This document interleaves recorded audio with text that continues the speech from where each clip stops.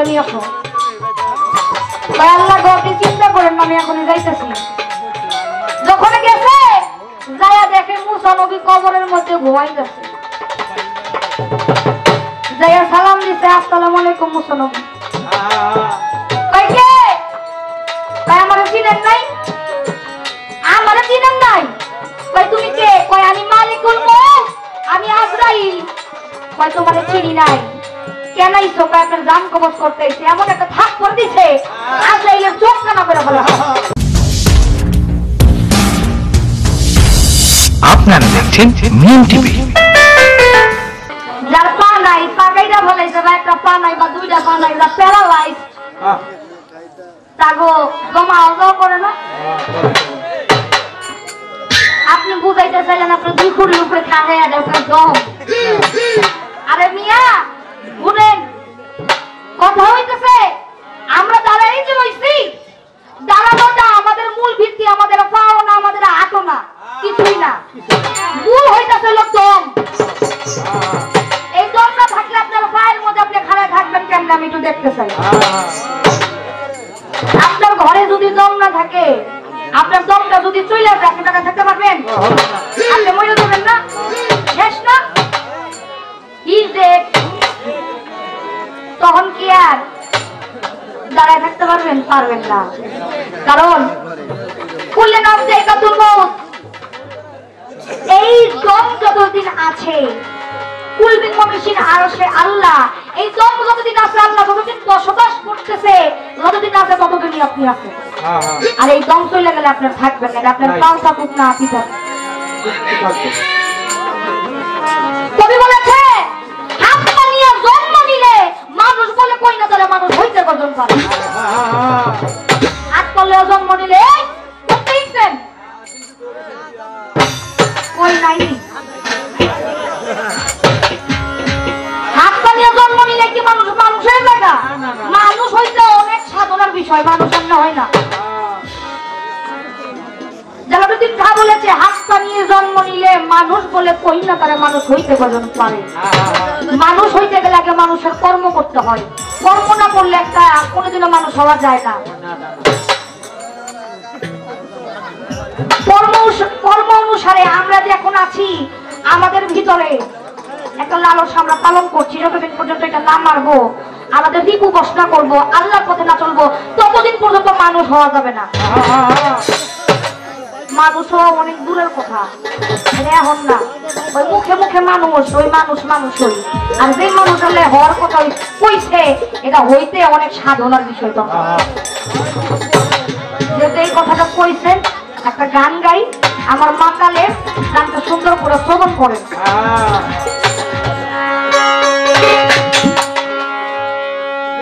আমার নবীজি বিদায় হওয়ার সময় ১৬ লক্ষ মানুষের সামনে ভাষণ দিয়েছিলেন। আমার বান্দাদের উদ্দেশ্যে রেখে গেলাম আল্লাহর বাণী কোরআন, আমার বাণী হাদিস, আহলে বায়াত, আহলে বায়াত, আহলে বায়াত। একটা কামেল পীরের হাত ধরে বায়াত গ্রহণ করতে হবে। আবার ওই যে মাজারে মুজারে যে ঘুরে তালামালা লাগাইয়া ওই দিন বুঝতে হবে কামেল পীরের হাত ধরে বায়াত গ্রহণ করতে হবে। কারণ লালন বলেছে যে মুর্শিদ সে তো রাসূল, তাহাতে নয় কোনো ভুল খোদাও সে হয়। এমন কথা কয় না লালন, আল্লাহর কোরআনে কয়। লালন এমন কথা বলে না, আল্লাহর কোরআনে বলে। বুঝতে হবে আপনার, আগে বুঝতে হবে তারপরে বলতে হবে। আমি মাতাল একটা গান রাখি, এই গানটাতে কি বলছে মাতাল একটু বুঝার চেষ্টা করে। এই তাহলে রাখেন পরে, তা এখন না, গান শেষ হওয়ার পরে।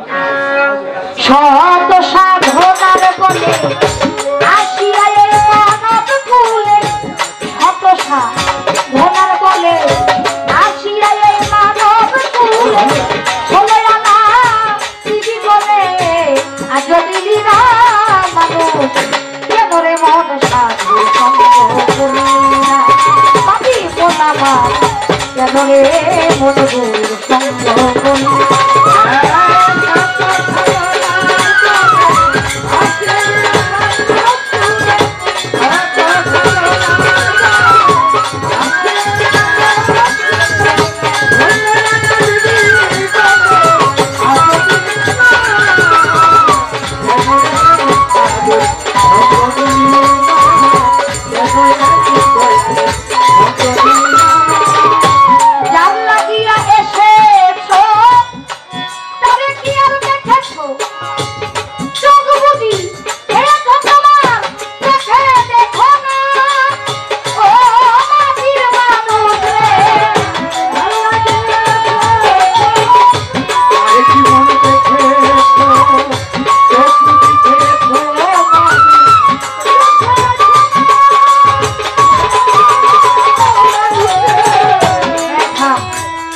যারা যাইতাছেন তার উদ্দেশ্যে একটা কথা, আমি মনে করি না তারা জ্ঞানী না, তারা জ্ঞানী মানুষ, কিন্তু কথা হইতেছে করোনাকালীন ইউটিউবে গান শুনতে শুনতে শুনতে শুনতে আমার একটা অবস্থা হয়েছে, তারা বিশ্বাস তারা কিছু বুঝে না। বিচ্ছেদে যখন সময় হবে তখন আমরা কি বিচ্ছেদ গান করবো, আগে আমাদের সময় মতো, কারণ আমরা আসছি আপনাদের গান শোনার জন্য। কত হাজার বিচ্ছেদ শুনবেন, সময় হলে বিচ্ছেদ ঠিকই শোনাইব। আর প্রতি স্টেজে আমার ভাই আপনাকে 2টা করে বিচ্ছেদ দিতে হবে, তাও ভালো লাগে না।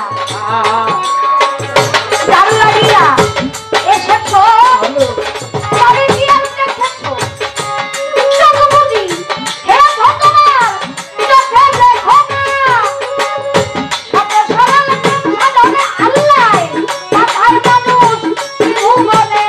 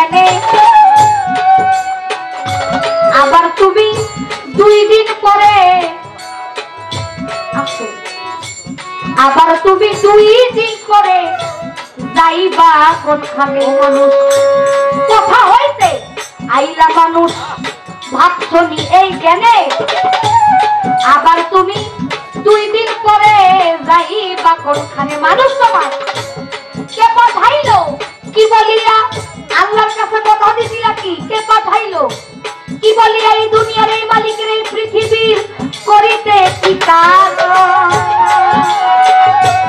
পূর্বের কথায় আপনারে দিছিলাম মানুষ তোমরা ভুলিলা গেছো আজ মানুষ রূপে জন্ম নিয়া ভবে আসিলা সংসারে মাতা পিতা আদর করে পুষিল তোমার হাসিতে খেলিতে মানুষ তোমার গেল শিশুকাল কিশোর গেল কৈশোর গেল আইল যৌবনকাল হাসিতে খেলিতে মানুষ তোমার গেল শিশুকাল, কিশোর গেল কৈশোর গেল, আহিল যৌবন কাল।